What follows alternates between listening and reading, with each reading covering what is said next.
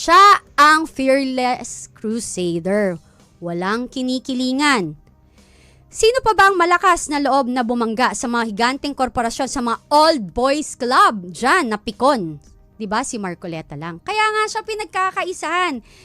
Dahil hindi siya kayang takutin, mga kababayan, hindi siya kayang bilhin. Sino po si Senator Marcoleta? Siya veteranong lehistura na may 18 years of legacy. Huwag kayong paluloko sa mga nagsasabing ngayon lang yan. Hindi ho yan totoo.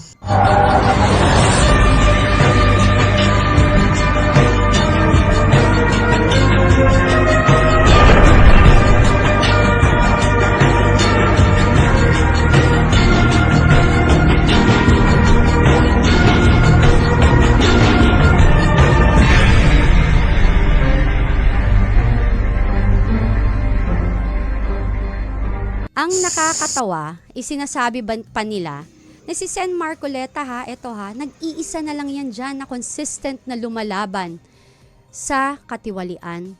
Pero anong sinabi nila? Baguhan. Dapat rumespeto.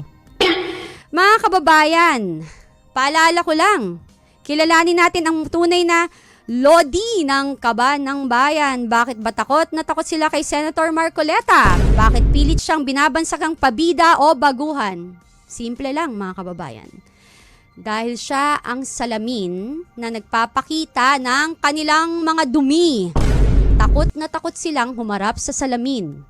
Kaya ganyan ang ginagawa nila. May gang up style, 'di ba? Old boys club. Ang pangit, no? Old boys na. Club pa. Ano ba yan? Gusto ko lang makilala ninyo kung sino po si Senator Marcoleta.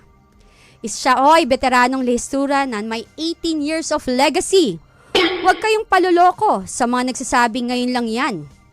Hindi ho yan totoo. 'Di ba? Para alam nyo lang. Kasi ang yayabang ng iba dyan parang sila lang yung may karapatan na nandyan na tumupo sa Senado. Tandaan nyo lahat kayo pare-parehong binoto. Hindi ho porke kayong Senate President o kung ano man ang posisyon na meron kayo, iisa lang ho ang inyong level. Kasi lahat ho kayo ay senador. Wag ho kayong masyadong mayabang. Yung iba, tsaka wag ho kayong maniniwala masyado rin sa mga pa-English.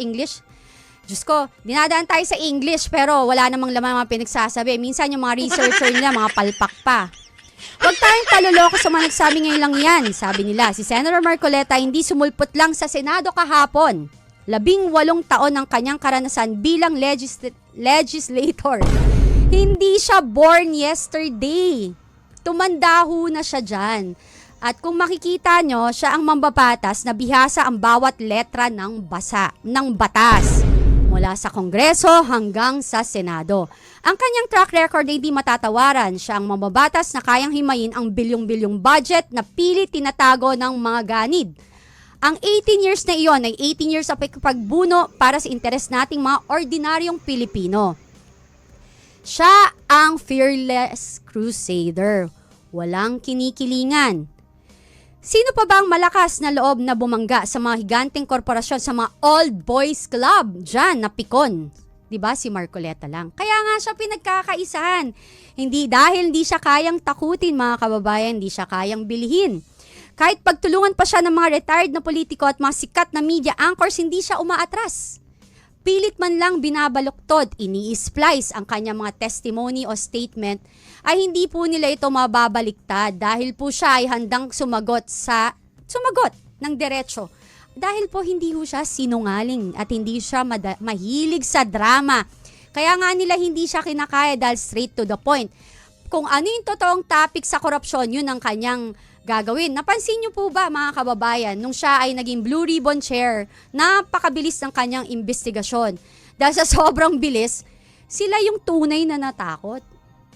Tapos sasabihin nila siya ang bastos. Sino ang tunay na bastos? Habang siya ay nasa kalagitnaan ng kanyang investigasyon sa flood control projects, ang ginawa nila sa kanya, tinanggal siya. Dahil napakabilis po ng kanyang pagtunton sa hinahanap nating mastermind. Hindi siya kayang bilhin, kaya siya pinagkakaisahan dahil wala siyang price tag. Ang loyalty niya hindi sa kumpare system, kundi sa bawat Pilipinong ninanakawan ng kinabukasan. Siya ang boses ng hustisya. Habang ang iba ay napaka-busy. Alam niyo palusot, yung ginagamit ang interparliamentary courtesy or yung kampihan sa loob. Si Marcoleta ay albala sa paghanap ng mastermind na nakawan dahil alam niya ang hustisya para sa mahirap dahil galing din ho siya dito ay hindi nakukuha sa pakikisama kundi sa paglalabas ng katotohanan. At yan po ang kanilang kinakatakutan, ang malaman ang katotohanan. Hindi ho totoo na gusto nilang malaman ang katotohanan. Gusto nilang pagtakpan ang katotohanan. 'Di ba? Sampal ho sa atin yan bilang mga Pilipino, 'di ba? Ganito na ho kagarapal ang sistema ng lideratos dito sa Pilipinas. Nakakalungkot, no? Nakakalungkot na nakakagalit.